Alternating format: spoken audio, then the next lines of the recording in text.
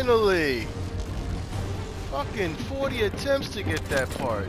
Jesus. Cheers, legends. In this video, I'm just going to give you a status update, a progress report with regard to where I'm at in the first Descendant. And for people still on the fence and haven't played, want to let you know how I've been doing as someone who hasn't spent any money on it, just specifically playing this game free to play. So, with regard to my current collection, I have 6 Descendants. The most recent one I unlocked was Blair. I have a few weapons. However, I have a few that I'm missing, more specifically the Python. I definitely could have used that for the Executioner fight, I believe, but I kind of had to make do with the other one. I believe the Fallen Hope is the weapon I chose. So, I say that to say that I am in that mid-level point. You know, after you beat the main story mission and you're kind of progressing into hard, there's just a lot of farming. Right now there's just the catalytic extra capacity modules, all that type of shit that I'm looking to pretty much pick up and farm. So just a lot of missions I've been farming. Everyone's kind of jumping around. You see a lot of bunnies just hopping around, just farming mods and all that. So that's all it is, just trying to find the right stats and, you know, the right gold modifiers, you know, little shit like that to kind of min-max the build.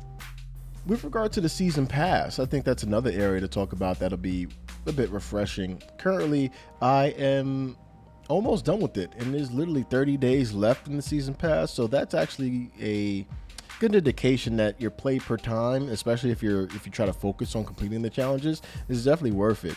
I have a few coins collected from completing the challenges, and those allow you to unlock some premium skins in the battle shop, and again, that's free, so I think that's pretty cool. The battle pass itself, the regular one, it has some free options. Obviously, the ultimate weapon, you get a few copies of that to upgrade the ultimate ability. You get more if you have the premium option, and a few more quality of life upgrades, such as increased weapon experience, Kuiper gain, you know, that the usual kind of mobile experience setup that they put in the full price game. Oh, excuse me, AAA game. It's not a full price game at all.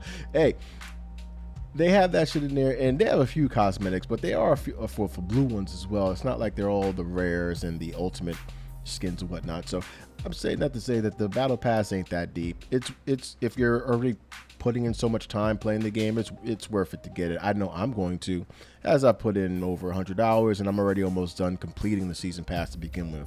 I have full confidence that I'm going to be maximizing the use of it, since I'm already, you know, halfway done with the season, and I'm already almost done with the season pass. So that's just where I'm at in terms of that.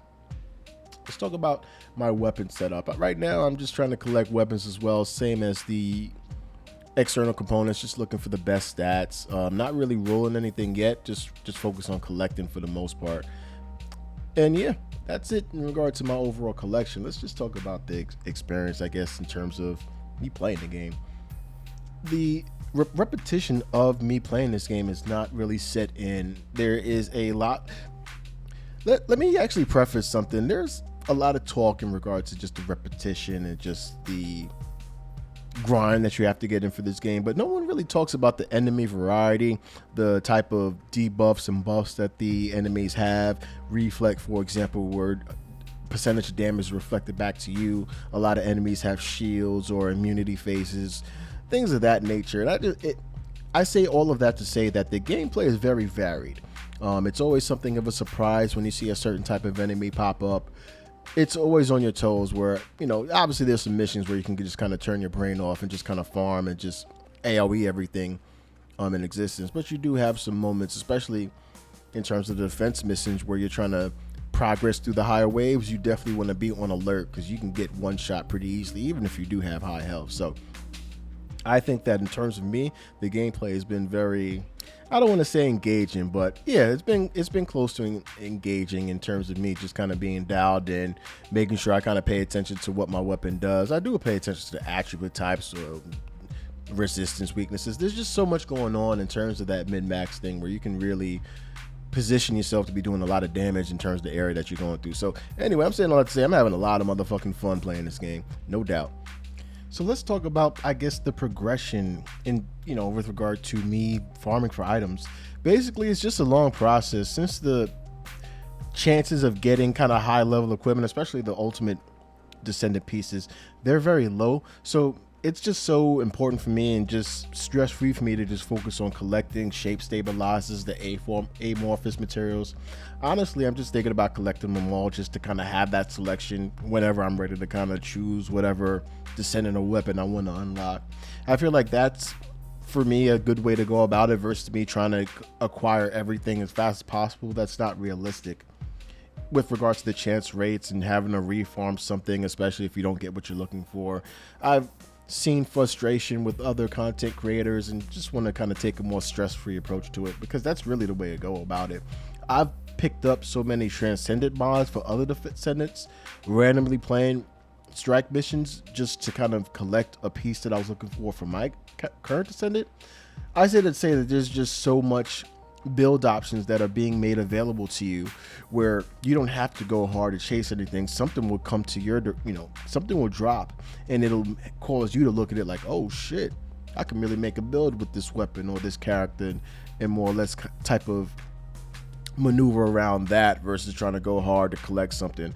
I say that I've been trying to collect Toxic Master for literally a week. I've played so many missions on repeat and it just does not drop. I cannot tell you why it doesn't. I've gotten Blair. I've had some issues getting a couple of Blair pieces to drop, but he's dropped. Valby I was able to get easy, but this mod, this toxic mod for forgot a name, Poison Bitch. I can't drop that for the life of me. It will never come through, but I'm good. Like, there's so many other options for me to increase that toxic damage. I'm still going to get it, don't get me wrong, but there's other avenues to explore and there's just other things to chase. So I'm patient. I know I'm going to continue to persevere, play those missions. I'll get that mod in due time regardless. And again, I wanted to kind of keep this video brief. Again, I don't want to look at this as a review. This is just my opinion on my progress playing this game free to play. And I'm hoping that anyone on the fence who's been considering jumping into this game, wasn't sure if it was really greedy with the monetization, it really isn't. There are mechanisms in place where if you want to spend money you can, but with regard to the grind to kind of work to acquire those Descendants, weapons, etc., everything is made very clear with regard to where something is, where a component is, where a material is, and how to get it. The chances obviously are another bag, the RNG, but there's nothing with regard to the Ascendants or the weapons in this game that you cannot access through gameplay. And I feel like that's important. You don't, once you kind of get into the game and start understanding all the systems, especially once you beat the game, and really start killing, once you kind of get past your first hard Titan, then you start to understand what you need to focus on. You don't really need to go to the microtransaction store unless you actually want to with regard to the premium skins. And that's really the main point I want to make. I'm going to be purchasing the season pass just to complete that. As I stated earlier, I've already mostly completed the season pass to begin with, so it'll be just extra rewards to get. And I don't mind supporting the developer as I put in already 100 hours, over 100 hours in this game. So that's just where I'm at currently. I do hope that, this kind of brief rant is helpful for anyone who's been on the fence or was a little sure or unsure if this game was predatory with the microtransactions. My opinion is it's not predatory. I mean, they're there, so that is an issue, but it's a free-to-play game. I can live with it, and I don't mind supporting the developers with regard to the current iteration of the game and how it's been treating me for the last month. So that's my brief impressions as a free-to-play player. My name is Sly. Thank you for listening. Have a great rest of your day or evening. Cheers.